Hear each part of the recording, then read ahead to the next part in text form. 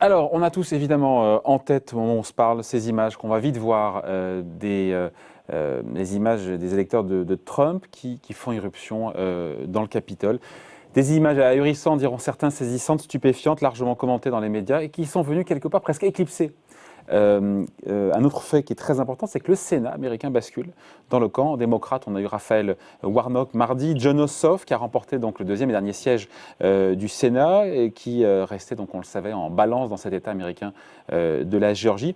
Et ça, au final, c'est plus important sur le fond et pour les marchés, quelque part, que ces scènes surréalistes auxquelles on a assisté. Bonjour Laurent. Bonjour David. Laurent Grassin, directeur de la rédaction de Boursorama. Premier constat, ces images, je les regarde en même temps que vous, elles sont vraiment totalement Incroyable. dingues. Ouais, on en parlait donc de cette vague bleue qui pourrait donner donc à Joe Biden les pleins pouvoirs. Ça n'a pas été si simple que prévu, bien sûr, ça on le sait, mais aujourd'hui donc le président démocrate, il a un boulevard, il a les coups des franches pour agir. Oui, et c'est finalement tout le paradoxe entre ces images, effectivement, que vous avez décrites, assez surréalistes, et puis, au final, cette hypothèse dont on avait parlé, de cette vague bleue, c'est-à-dire en tout cas cet alignement des planètes pour Joe Biden avec un président élu démocrate, une chambre des représentants majoritairement démocrate et un Sénat majoritairement démocrate, ce n'est pas tout à fait le cas. On sait effectivement que la majorité à la Chambre des représentants, elle a été acquise début novembre.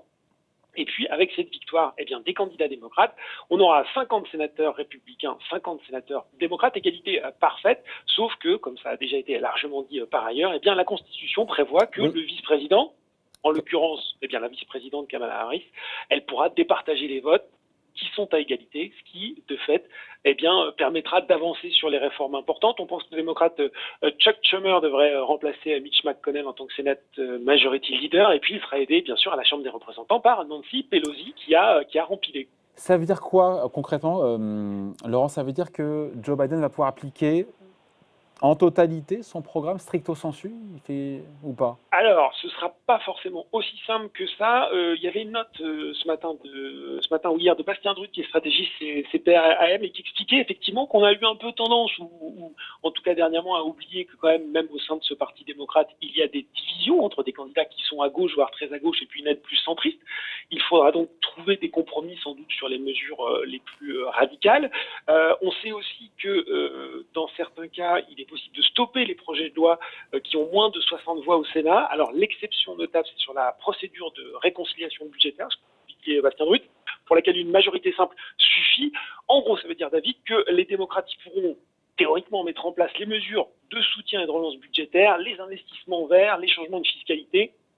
Ce sera en l'occurrence pas possible pour les changements relatifs à la sécurité sociale, législation du travail, hausse du salaire minimum, etc. Ouais, sauf qu'en même temps, les mesures qui pourront être passées, ce sont justement celles qui intéressent les marchés.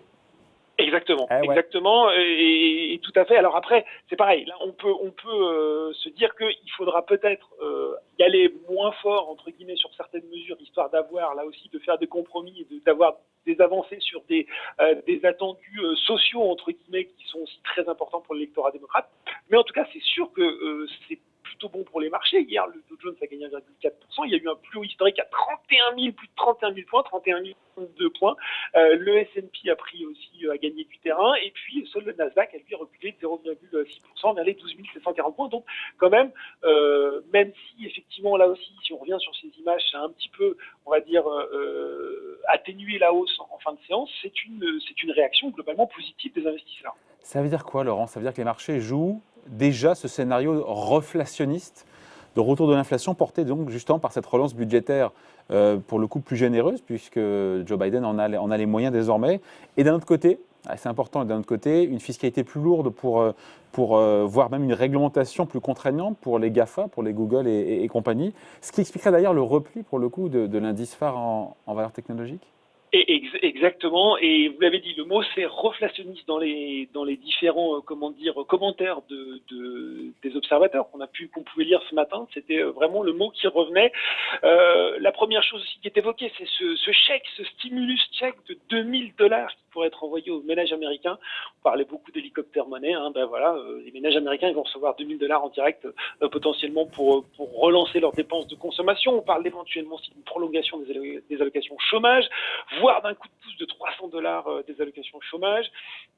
Et puis, bien sûr, ce qu'on a tous en tête, c'est ce plan de 1000 milliards de dollars, peut-être plus, qui va entraîner assez logiquement une hausse des déficits, donc potentiellement aussi une hausse des taux d'intérêt, donc une quantification également de la courbe des taux et des anticipations qui repartent à la hausse. Ouais, et donc ce qui explique qu'on a vu hier une hausse des valeurs bancaires américaines, et pas seulement d'ailleurs. Exactement, voilà, qui dit quantification de la courbe des taux. On voit bien, on a vu le 10 ans américain passer au-delà des 1%, ce qui n'était pas vu depuis le mois de mars, je crois. Exactement, voilà. Donc on a eu effectivement hier l'indice sectoriel des banques qui a gagné près de 6%. On a eu la remontée assez nette de Goldman Sachs, 5%, JP Morgan 4,7%.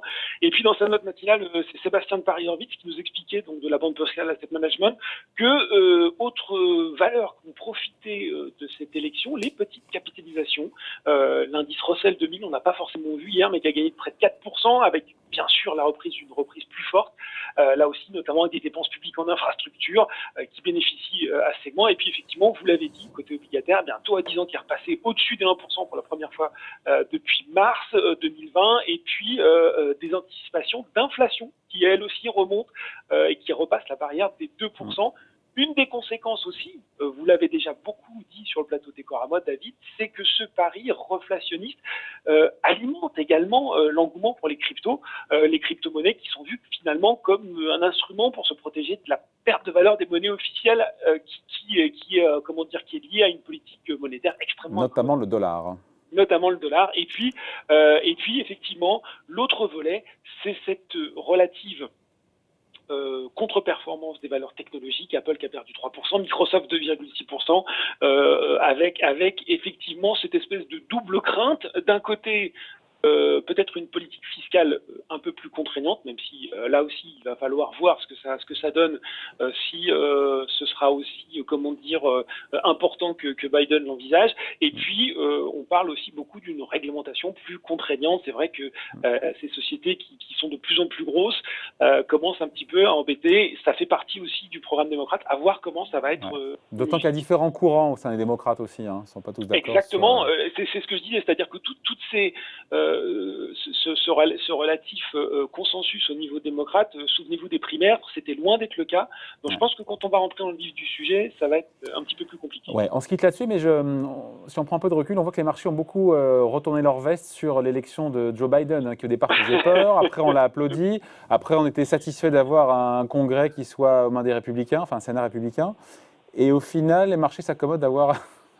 Oui, c'est vrai. Alors après, généralement, on va ressortir, vous savez, dans ces cas-là, on aime bien ressortir les statistiques et l'historique, de dire que finalement, quand les planètes sont alignées, qu'on a un président démocrate, c'est quand même plutôt bon, en règle générale, pour Wall Street. Donc ça, c'est plutôt une bonne chose. Je pense aussi que, comme on a eu la preuve hier, avoir une gouvernance apaisée des États-Unis, que ce soit au niveau national ou international, ça va faire du bien à tout le monde. Donc, pour le moment, l'équation penche largement en faveur, en tout cas du côté des investisseurs de Joe Biden, si bien sûr il dégaine dans les mois, années à venir, un durcissement très fort des impôts, ce sera peut-être un petit peu plus compliqué. Bon voilà, merci beaucoup Laurent Grassin, directeur de la rédaction de Boursorama. Merci, bonne journée, bye. Merci David.